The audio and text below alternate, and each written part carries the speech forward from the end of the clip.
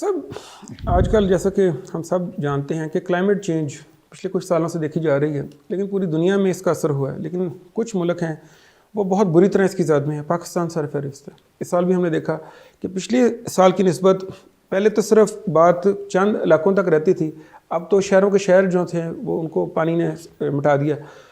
لیکن ایک شور سننے میں نظر آ رہا ہے کہ یہ کرپشن کی وجہ سے پاکستان آج یہ جو ہے کلائمیٹک چینج اس میں ہم اتنا نقصان کروا رہے ہیں۔ اگر کرپشن نہ ہوتی تو ہم بر وقت اس کا ازالہ کر سکتے تھے۔ آپ سمجھتے ہیں کہ اس کا قصوروار بھی کرپشن کو دینا چاہیے؟ قدرتی آفات کا راستہ نہیں روکا جا سکتا، یہ بات ایک طے شدہ حقیقت ہے، لیکن بروقت اقدامات سے آپ اس کو بہتر مینج کر سکتے ہیں۔ انسان کے بس میں یہی ہے، اور آپ کی جو کرپشن ہے، کرپٹ پریکٹسز ہیں، وہ آپ کو اس جانب جانے نہیں دیتی۔ آپ صرف ان چیزوں کی طرف فوکسڈ رہتے ہیں جن کے پس پردہ آپ کے مفادات شامل ہوتے ہیں۔ جن چیزوں کو لے کر آپ کے مفادات شامل نہیں ہوتے ان کی طرف پھر توجہ کم دی جاتی ہے، اور پھر وہ ایٹ ونس جب آپ کے سر پہ کوئی بھی چیز آتی ہے، کوئی وبا یا کوئی وبا آتی ہے، تو آپ کا ہیلتھ سسٹم چوک ہو جاتا ہے۔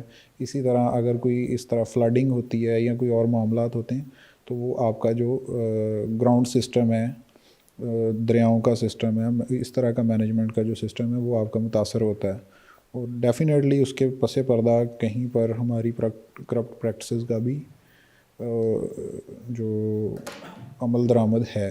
بالکل ٹھیک۔